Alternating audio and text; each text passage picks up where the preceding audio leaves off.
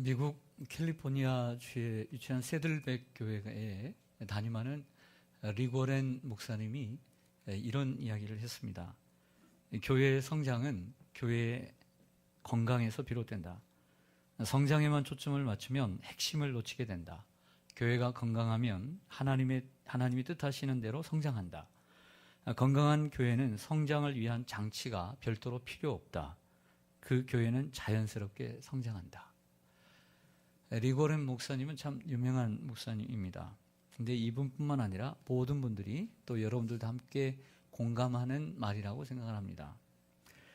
리고렌 목사님이 한 이 글을 제가 이 교회의 건강에 대해서 이 교회라는 단어를 제가 오늘 설교를 준비하면서 어느 책을 읽다가 이 구절을 발견했는데요.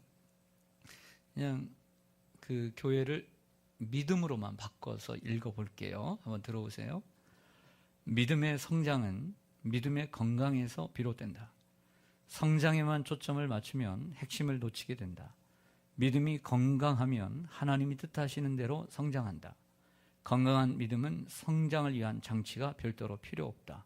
그 믿음은 자연스럽게 성장한다. 더 자연스럽죠? 결국 교회의 성장은 여러분 한 분 한 분의 믿음의 성장의 결과인 거예요. 다른 거 생각할 것이 없이 여러분 자신의 믿음이 어떠한가를 보면 교회의 건강을 볼 수가 있는 것입니다. 그게 척도인 거죠. 우리나라는 1962년 경제개발 5개년 계획을 세우고 추진한 결과 8%의 성장을 거두었습니다. 제2차 경제개발 5개년 계획 동안에는 무려 9.7%의 높은 경제 성장률을 이루게 됩니다. 그 이후에도 우리나라 경제는 고속 성장을 이루어 현재는 세계 경제순위 15위권에 들어있고요. 그리고 GDP 1인당 국민소득으로 볼 때는 31위에 랭크되어 있는 나라가 되었습니다.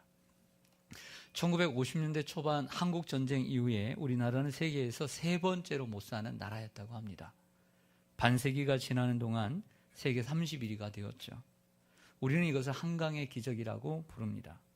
하지만 아직도 부의 편중, 즉 우리가 말하는 이 GDP 그리고 GNP의 평균을 내보면 이 평균 이하에 해당되는 분들이 너무 많다는 얘기죠. 그러니까 부가 너무나 저 위에 있는 사람들에게 편중된 나라입니다. 한국 교회도 우리나라의 경제와 같은 그러한 걸음을 걸었다라고 보여집니다. 한국 교회가 선교 133년의 짧은 역사, 133년이라는 것은 세계 전체로 볼 때 정말 짧은 기독교 역사입니다. 근데 그 세계에서 찾아볼 수 없는 폭풍 성장을 이루죠. 그 단면이 세계 최대 교회 50개 교회 가운데 절반이 한국에 있습니다. 그만큼 한국 교회는 성장을 위해서 달려왔다고 볼 수가 있습니다. 하지만 1990년대 우리 한국 기독교 인구가 줄어들면서 하나의 기점을 마주하게 됩니다. 그러면서 성도의 숫자가 줄어들면서 이제 성장이라고 하는 이러한 개념에서 건강이라고 하는 새로운 개념으로 이제 옮겨가게 됩니다. 아주 좋은 반응이라고 생각을 합니다. 그래서 성장 위주의 교회가 교회 성도들이 건강하지 못하다. 교회들이 건강하지 못하다. 성도들을 건강하게 만들고 그리고 교회를 건강하게 만들어야 된다. 이런 방향으로 맞춰져 가게 됐습니다. 지난주에 말씀드린 것처럼 우리는 누군가에게 복음을 듣고 그 복음인 예수 그리스도를 받아들임으로 믿음을 갖게 되므로 예수를 주라고 입으로 시인하게 되고 더 나아가 하나님이 그 예수를 죽은 자 가운데서 살리신 그래서 결국에는 그 예수 그리스도가 우리의 구원자이시고 우리의 죄를 용서해 주신 구원자이시고 부활하신 메시아 그리스도이심을 믿을 때 우리는 구원을 받을 수가 있습니다. 이처럼 구원을 얻게 되면 영적으로 born again, 다시 태어나는 것이죠.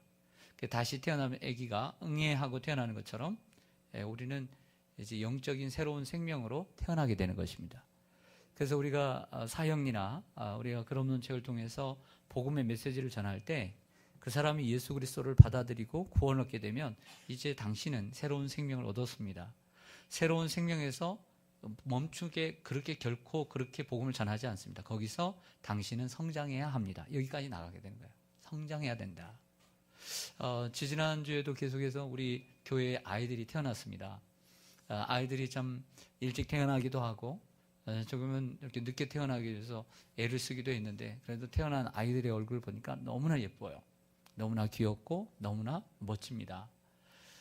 아이들이 이처럼 태어나죠. 근데 아이들이 이제 태어난 아이들이 태어났으니까 이제 뭐 해야 되죠? 가만히 그냥 예쁘다, 예쁘다 그냥 그대로 있으면 되나요? 그래도 계속 예쁘겠어요? 태어날 때 조그만 해도 예쁘지만 한 달이 갔는데도 똑같으면 안 예뻐요. 커야 예쁜 거죠. 할렐루야. 내가 일부 예배를 마치고 사택으로 들어가는데 벌써 이른 아침에 어떤 할머니 같은데 아기를 이렇게 포대기에 싸가지고 탁 있는데 너무 예쁜 거예요. 아이들이 하루하루가 변하고 한 달 한 달이 변하겠죠. 못하던 것들을 하게 되고요. 뒤집기도 하게 되고요. 옹알이도 하게 되면서 이도나면서 그 자라는 하루하루가 얼마나 기쁘겠어요. 성장하지 않으면 얼마나 마음이 아프겠어요. 가끔씩 이런 상담이 들어옵니다. 기도 제목이 들어오는데 목사님 우리 애기가 말할 때가 됐는데 말을 못해요. 그래서 제가 그랬죠. 소리는 내느냐고. 소리는 낸다고. 조금씩 말을 하느냐고. 엄마라고 그러니까 한대요. 그럼 걱정하지 말라고. 곧 하게 될 거라고. 근데 엄마 입장에서는 빨리 다른 애들처럼 말을 했으면 좋겠죠. 어떤 분은 한 애가 서너 살 됐는데도 잘 걷지 못한다고, 다른 애들만큼 걷지 못한다고 걱정이 돼서 기도를 부탁을 하세요. 너무나 다리가 약하다는 거예요. 저도 덜컥 겁이 나죠. 그래, 뭐 문제가 있는 건가? 그 기도를 같이 합니다. 병원도 다니면서. 지금 너무 잘 뛰어다녀요. 일단 걸었으면 걷는 거예요. 늦을 뿐이죠. 사람마다 속도가 다릅니다. 믿음의 속도도 그런 것 같아요. 보니까 어떤 사람은 정말 폭풍 성장해요. 근데 어떤 사람은 천천히 가는 분들도 있는 걸 보게 됩니다. 오늘 바울이 말하는 믿음의 성장에 대해서 같이 나누겠는데요. 바울이 말하는 믿음의 성장의 중요한 모토는 건강입니다. 건강한 성장이에요. 건강과 함께 따라오는 것은 균형이라는 것입니다. 균형. 건강하기 위해서는 어떻게 성장해야 되면 균형 있게 성장해야 돼요. 그래서 건강이라고 하는 단어를 제가 어학사전에서 쳐보니까 이렇게 되어 있습니다. 몸이나 정신에 아무 탈이 없이 튼튼함, 이렇게 되어 있어요. 우리의 인간은 몸과 정신으로 되어 있습니다. 우리는 이제 육체와 영혼으로 되어 있다고 하는데 일반적으로 말할 때 몸과 정신이죠. 이 몸과 정신이 같이 건강해야죠. 이게 건강이라는 거예요. 건강이란 뭐냐면 치우치지 않는 거예요. 균형을 잡는 것이죠. 신앙에도 뭐가 필요하다? 균형이 필요한 거예요. 자, 오늘 본문 13절을 보겠습니다. 바울이 말하길 이렇게 얘기합니다. 13절에 우리가 다 하나님의 아들을 뭐하는 것과 뭐하는 일에 그 두 가지를 뭐가 돼야 된다. 하나가 될 때 어떤 사람을 이룬다. 온전한 사람을 이루어 어디까지 자란다? 그리스도의 장성한 분량이 충만한 데까지 자라게 된다, 이른다라고 얘기합니다. 여러분, 건강이란 몸만 자라는 게 아니에요. 정신이 같이 자라야 돼요. 우리도 마찬가지로 신앙생활 하는 데 있어서 함께 연륜이 쌓이고 경륜이 쌓여도 그 안에 내적인 믿음이 쌓여야 되는 것이죠. 균형이 잡혀야 합니다. 요즘 아이들 정말 키도 크고 요즘 아이들 정말 취업이 요즘 대입보다 힘들다고 합니다. 정말 힘든 것 같아요. 대학 4학년들이 정말 힘듭니다. 근데 이 힘든 아이들이 취업을 앞두고 스펙이라는 걸 쌓습니다. 그러면 이력서에 그걸 올려야 되죠. 그건 대단합니다. 저는 자격증 하나 없는데 얼마나 자격증들을 많이 따는지 대단합니다. 거기에 여러분들의 수고가 참 많이 들어가 있겠죠. 그 스펙을 많이 쌓습니다. 그런데 여러분, 우리 아이들이 키가 크고 또 많이 공부를 하고 스펙을 쌓는 것도 중요하겠지만 우리 아이들에게 더욱더 필요한 것이 있습니다. 그것은 인성이라는 것입니다. 인성이라는 거예요. 인성. 인성이 바르게 되어 있어야 그 아이들이 어디 가서 일을 하더라도 실력으로만 일하는 것이 아닙니다. 인성이 갖춰져야 될 줄로 믿습니다. 혹 여러분들의 자녀들이 지금은 또래 아이들보다도 조금 못하더라도 인성이 있고 그리고 부족함이 없이 건강한 아이다. 우리 아이는 참 정신적으로나 육체적으로 건강한 아이다 라고 생각하시면 너무 걱정하지 마세요. 건강한 아이가 중요한 거예요. 할렐루야. 건강. 마음도 건강하고 몸도 건강해야 하는 거예요. 정신적으로도 건강해요. 그래서 인간을 가리켜 사회적 동물이라 말하는 거예요. 사회적 동물. 건강한 믿음이란 믿는 것만이 아니라 아는 것도 함께 하나가 돼야 돼요. 바르게 알고 확신 있게 믿어야 되는 거예요.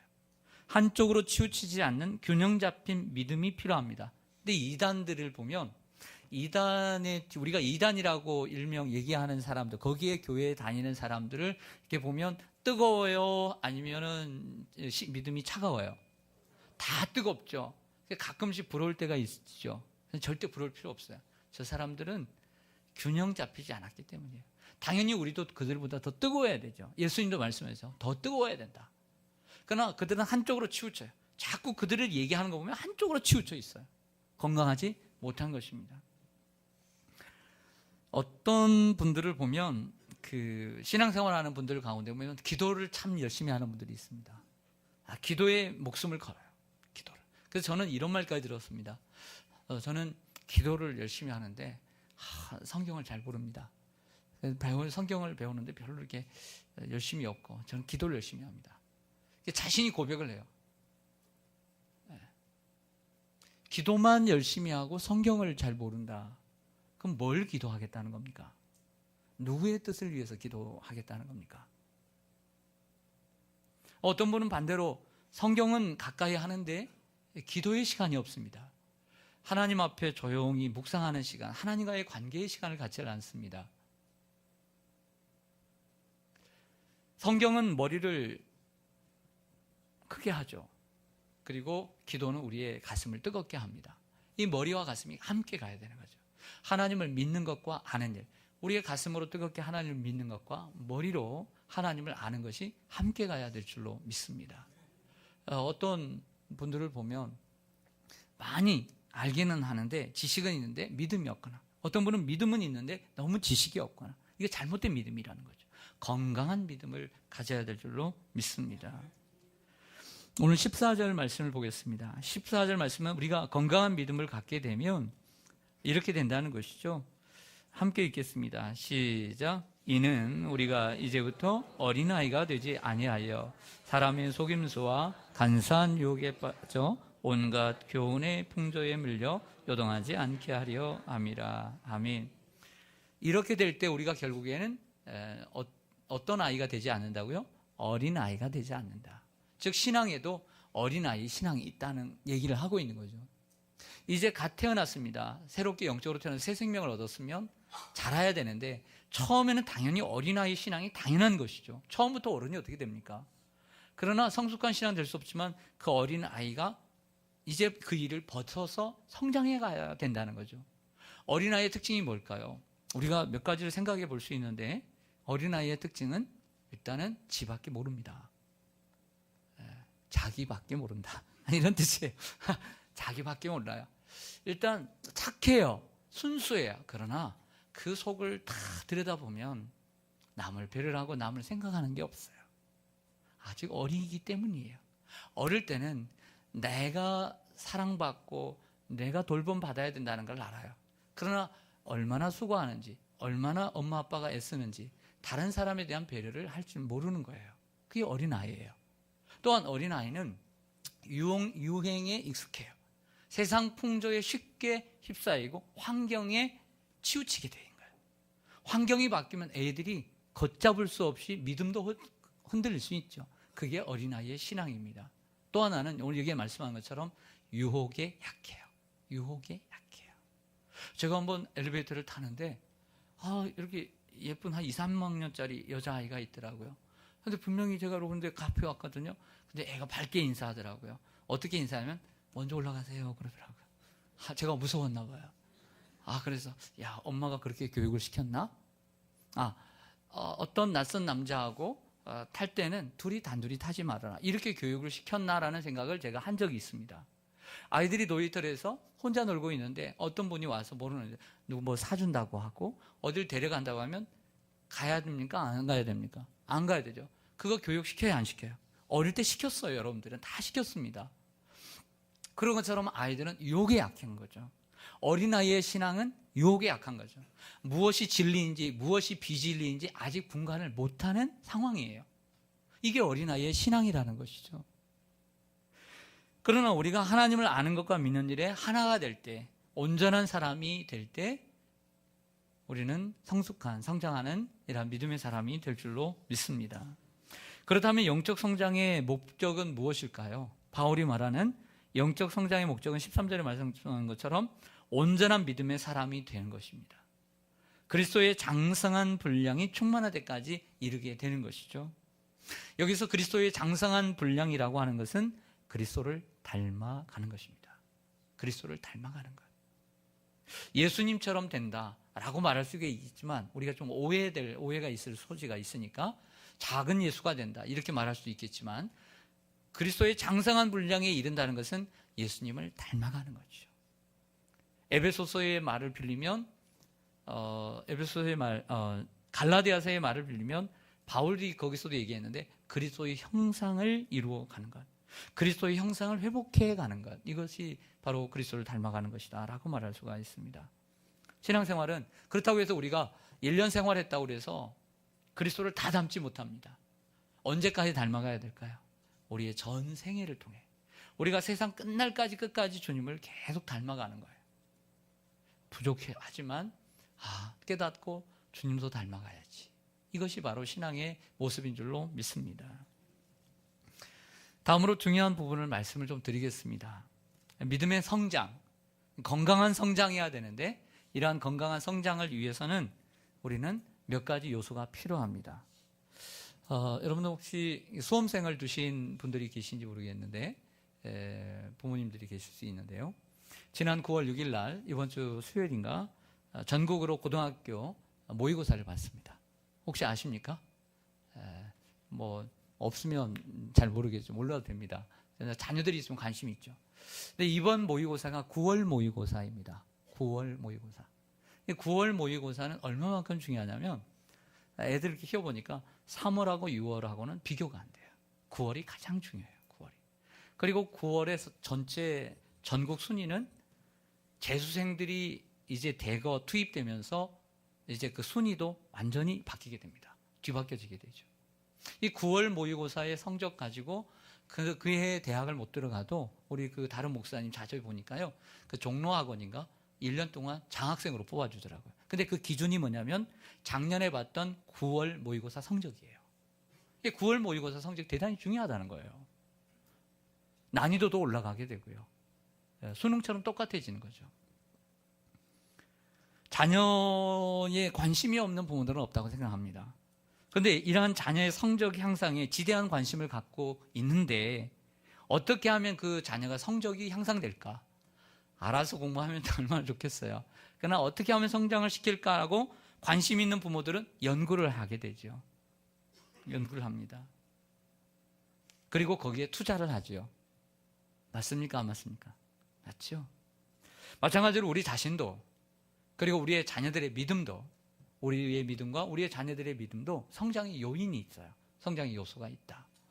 그것은 첫 번째는 우리의 믿음이 성장하기 위해서는 이 성경이에요. 하나님의 말씀 없이는 성장할 수 없다. 하나님의 말씀, 성경이 성장의 가장 중요한 요소예요. 할렐루야. 여러분, 우리가 아이들이 일단 세 가지를 잘해야 됩니다. 잘 먹고 잘 자고 잘 싸야 합니다. 이 세 가지를 잘해야 애들이 쑥쑥 자라는 거예요.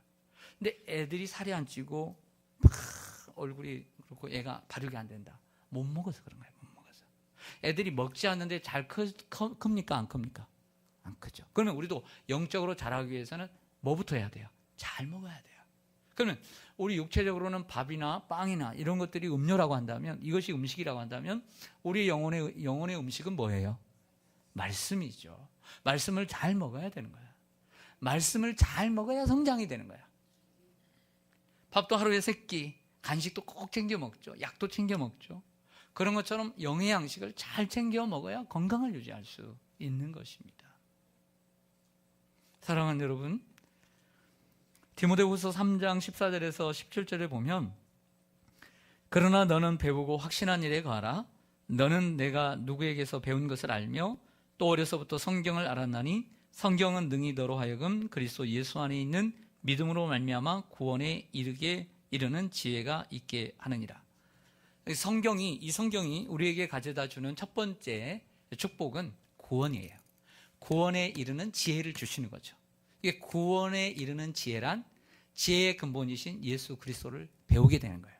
예수 그리스도를 알므로써 그 복음이신 예수 그리스도, 그분을 우리가 믿음으로써 죄에서 자유함을 얻고 구원을 얻는 줄로 믿습니다. 근데 성경은 거기에서 끝나는 게 아니에요. 간단하게 구원만 우리들에게 뚝딱 주는 것이 아니라 모든 성경은 하나님의 감동으로 된 것으로 교훈과 책망과 바르게 함과 의로 교육하기에 유익해요. 성경이 우리에게 말씀해요. 여러분들에게 말씀해요. 때로는 가르쳐요. 선생님처럼. 여러분들을 훈련하는 트레이너처럼 여러분들을 훈련시켜요. 교훈하고 책망하고 바르게 하고 의로 교육해요. 이게 성경의 역할이에요. 근데 거기서 멈추지 않고 성경은 더 나아가서 이는 우리를 하나님의 사람으로 온전케 해요. 하나님의 사람으로 온전케 할 뿐만 아니라 선한 일을 행하기에 또한 온전케 하는 사람으로 만들어주는 능력이 성경에 있는 거예요. 할렐루야. 성경을 통해서 건강한 믿음으로 성장하는 줄로 믿습니다. 성경을 떠난 성장은 있을 수 없다. 이것이 진리예요. 그러므로 여러분들이 성경을 가까이 해야 합니다. 말씀을 자주 듣는 훈련을 해야 합니다. 자신을 고쳐나가야 합니다. 그 말씀으로 듣고 오늘 잘 먹었다 끝나면 안 됩니다. 내게 필요한 양식이 무엇인가? 오늘 나에게 주신 하나님의 음성이 무엇인가? 하나님의 말씀, 나에게 뭘 교훈하고 계시는가? 뭘 때로는 책망하고 계시는가? 뭘 또한 의로 교육하고 계시는가? 뭘 바른 길로 인도하시는가? 항상 귀담아 들어야 되죠. 오늘 달콤한 말씀 들었다, 재미난 말씀 들었다, 아무 유익 없죠. 그건 말씀이 아닙니다. 하나님의 말씀을 통해 주님의 음성을 듣는 것이죠. 나에게 말씀하신 것이 무엇인가? 두 번째로 성장하기 위해서는 영적 멘토가 필요합니다. 영적 지도자가 필요해요. 오늘 본문 4장 11절 12절을 보겠습니다. 제가 먼저 11절을 읽겠습니다. 그가 어떤 사람은 사도로, 어떤 사람은 선지자로, 어떤 사람은 복음 전하는 자로, 어떤 사람은 목사와 교사로 삼으셨으니.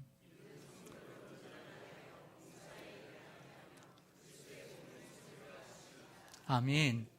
11절의 말씀은 당시 초대교회 당시의 지도자들입니다. 먼저는 사도들이 아직 살아있었어요. 예수님의 제자들이 사도들인데, 그리고 당시에도 선지자가 존재했습니다. 복음을 전하는 복음 전도자들이 많이 있었습니다. 순회 전도자들이. 그리고 목사와 교사가 있었습니다. 목사와 교사는 헬라어 본문을 보면 동격으로 되어 있어서 목사의 역할이 가르침이라는 것을 알게 됩니다. 이러한 사람들이 역할이 무엇이냐? 12절의 말씀을 보면 일단은 성도를 온전하게 하는 것입니다. 성도를 온전하게 한다는 것은 무엇이냐면 복음서 속에서는 제자가 되리라, 너희가 제자가 되리라, 제자를 삼으라. 제자라고 하는 말을 많이 쓰는데 서신서로 넘어오게 되면 제자라는 말이 사라집니다. 그러면 제자가 사라지는가? 예수님이 너희는 온 천하에 다니며 복음을 전하고 제자를 삼으라.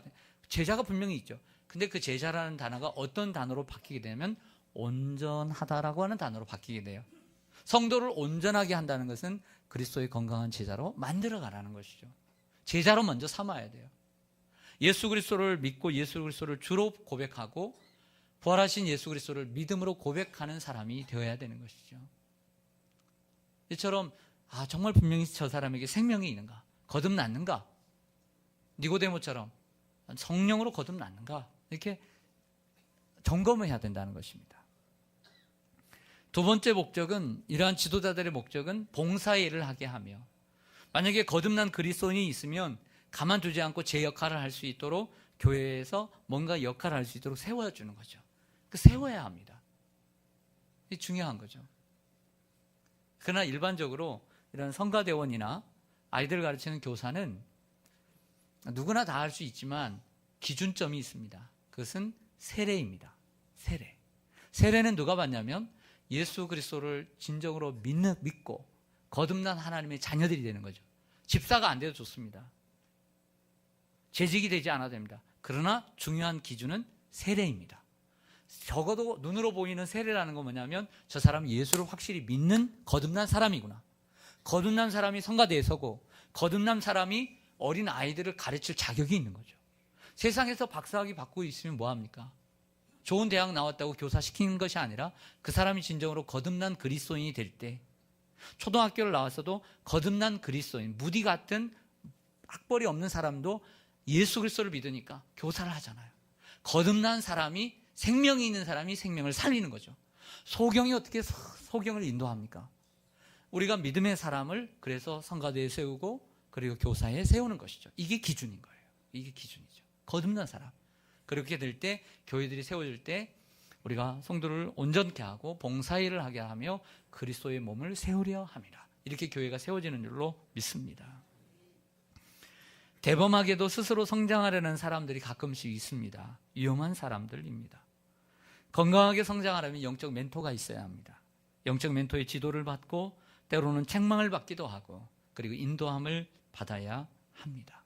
세 번째로는 성장하려면 이런 가장 중요한 성경, 두 번째로는 영적인 지도자, 세 번째는 성도의 교제가 있어야 합니다. 따라서 하겠습니다. 성도의 교제.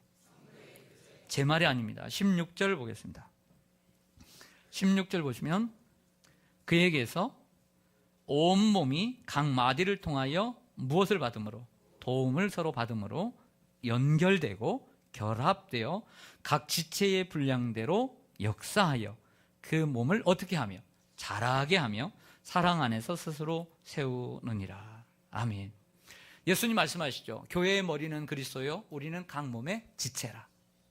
우리는 하나입니다. 우리가 혼자 스스로 성장할 수가 없는 거죠. 도움을 서로 받음으로써 성장이 되는 것입니다.